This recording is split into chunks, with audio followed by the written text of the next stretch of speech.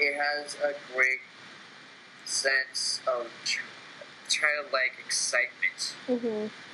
Especially considering that most of the time the kids are a lot smarter, or even more so, the naivete makes them say even more mature things than the adults say. Yeah. I'm gonna get chocolate wasted. I want to get wasted every day. Oh, I like the scene where like the boy's still breastfeeding and it's like, can I have some of her milk? Boy, I want some of her milk. Gunk, do you realize that you sounded like David Spade?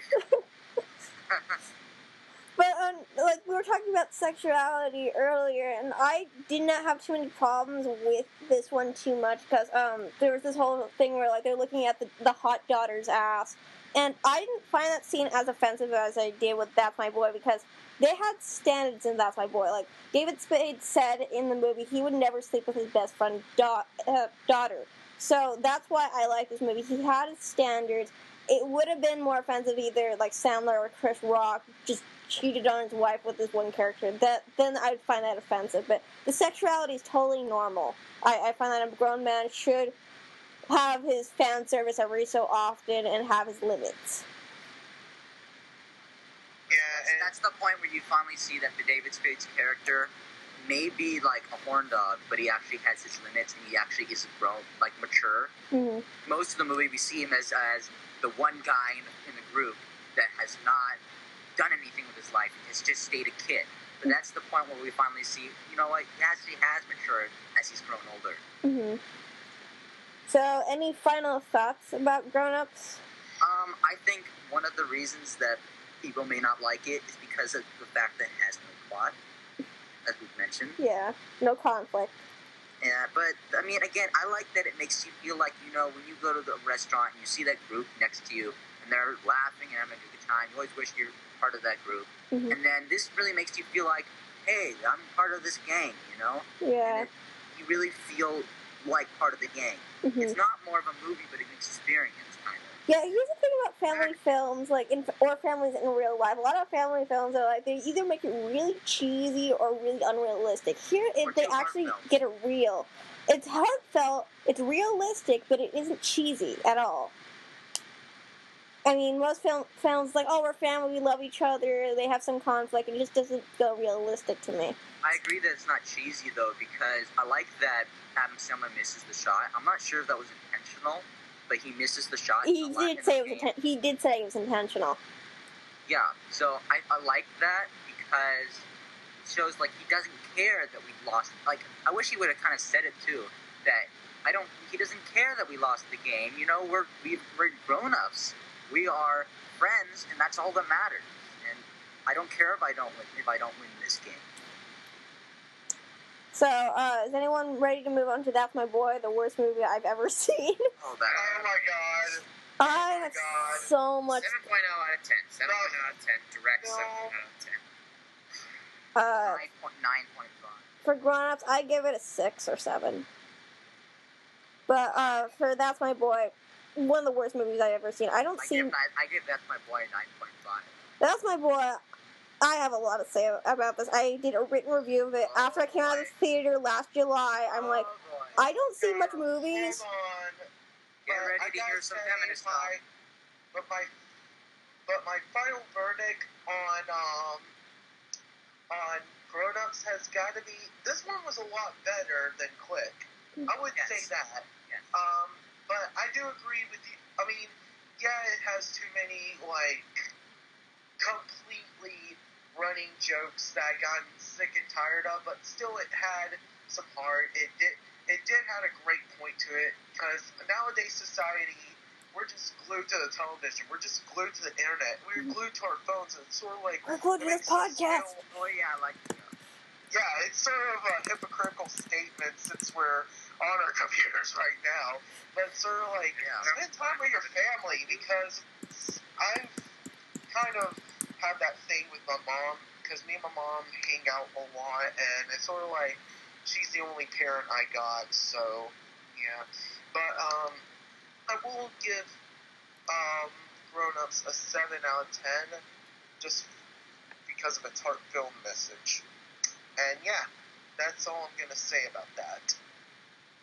Now let's move to the movie that shall not be named. Okay. That's my boy. Oh, God. I saw this movie last summer, and I vowed never to see it. As I said, get ready for some feminist talk. I vowed never to see this film again, because this movie is so offensive in so many levels. If you're a woman, you should not see this film. If you're a man who is a feminist, you should not see this film. If you're in an abusive relationship, you should not see this film. Anything, it will offend somebody unless you're a redneck. I only read the Wikipedia article on it, and it said that at the very bottom, almost like there's a footnote, just to say, oh yeah, this deals with the themes of pedophilia, abusive relationships, and incest. Yep. Yes. Yep, that's the whole big point. Where I have not seen a single, I have not seen the most that has come to it in Adam Sandler films is, yes, he deals with homosexuality, and in Big Daddy, he dealt with that very nicely between this very well, they were basically the couple from American Dad if they weren't in the same job. But why would he make such a jump? Well, am I allowed to give away spoilers? Yeah, you're allowed to. Okay, well, so I know you haven't seen this. So, like, most of the movie, Adam Sandler's character is trying to bust the fiance of his son. And he keeps screwing up. Like, that wasn't the person that she was screwing with, or she wasn't screwing with anyone. She's been fine this whole time. But we finally ended up finding out that she has been having an affair. Well, Adam Sandler thinks that it's going to be the boss, or like his son's boss. It actually ends up being her brother, who she's been having an affair with for maybe 10 years.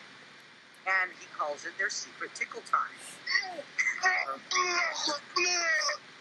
That's what Adam Sandler. I like Adam Sandler's line at that point. Adam Sandler's line at that point was like, the fact that you named it is even more sickening than the thought. Oh God, yes. Good It's sick. It's sick. But you know, again, I've always felt that Adam Sandler's movies are you're going like that's his point where you know that's like his warning sign that you're not going to be so happy with this. I mean, Was he trying to be bad? I feel like Adam Sandler's movies can be categorized by the rating: R, PG-13, and PG. And then there's R rating, which Adam Sandler is one of those people that when he gets an R rating on his film, you know that he's going to go all out and he's going to roast you out. Yes. Some NC-17 films are really just that way for sexual content that the producers of the MPAA are fine with showing people. They're not necessarily any more ridiculous than, or even over the top than pornos. This But could to be be fair, considered. I don't think that a film shown to the public should showcase anything like what they were talking about. Yeah, I found it highly inappropriate, and it just was offensive. And like you said earlier, it dealt with in other movies with Sandler. It dealt with certain situations correctly. In Big Daddy, the homosexuality, and Click, the sexual harassment. The sexual harassment was made funny, but it had its standards. It wasn't making fun of the sexual harassment. It was making fun of David Hasselhoff. Here, they're making fun of the incest actually happening and not something in the background. And you know what's the most... Okay, we didn't even touch on the most sickening part where I actually just clicked out of that movie and never want to watch it again. No. Hunter doesn't like that at all. Okay, no. It's like... Okay, so the guy... I don't know this guy's name. I think his name's Donnie or... Yeah, I think so. That's Donnie. I have the cast up right now. Donnie. Adam Sandler plays Donnie. Andy Sandler plays Todd. Okay, Or Han Solo. No, it's Han Solo. Solo Bird. Okay. Coming soon to a Sonic near you. Okay, this is the most sickening, disturbing thing that I almost just was close to just pushing the X button on Windows Media Player is... Okay, so Donnie likes, masturbate. he doesn't even find he didn't even find any snake material. So he goes there and he works onto the grandma. And I'm like, no, that's not it. That's just the half of it. Remember what happens after? The grandma finds out, like, she knows all this time. Like when she finds him in the morning, like, Todd keeps saying that he was just really not feeling well. And then, like, after that, all that, he's getting all the tissue stuck to his hands. And then finally the grandma says, you know, if he's sick, he ought to not be masturbating so much. So she knew the whole time, but she was trying to hide it. No, but... And then that's not enough. She comes back later in the movie dressed in the same swimsuit that he keeps masturbating. And then they end up doing it. Now, What? if I were the writer of this film, I would have portrayed it in a different way, because I know. a student-teacher relationship is real. However, you could make it funny in some ways. My first problem in the movie, when I first saw this movie, I'm like, they're cheering for him because he had sex. And then in my mind, I'm thinking of that lonely... Exactly, that's the song going through my mind. And I'm like, oh my god, shoot me now.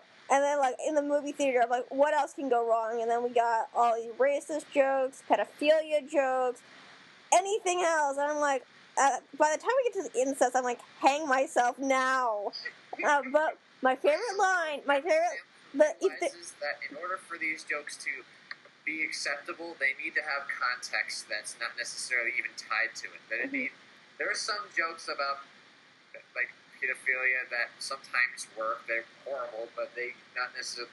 But sometimes they can be not nearly as prolific and not nearly as graphic as the ones that are presented in this that are presented in this film, according to these summaries.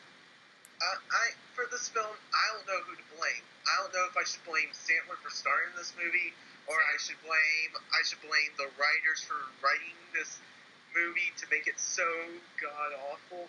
But I will have to say, I'm looking up on IMDb. David Caspi or whatever the crappy. I mean, Casper with Casper with no R in it. Can I just say something? Okay, you know what I have to say? Your couch made out of cactuses in hell is waiting for you. Can I say It one is thing waiting for you. Yeah, TV Fangirl that you mentioned, which I think is hilarious. You know how you said you don't like the guy that, like, you don't like how, or someone here said that they don't like how it was written? yeah. Looking at it on IMDb, this movie won an award for worst screenplay. Worst screenplay. Oh, okay. But there were two things I actually did like in this film. One of them was at the end of the film when they find out that the bride is cheating on the husband. And I wrote this in the written review. Here's what I wrote in the direct contents.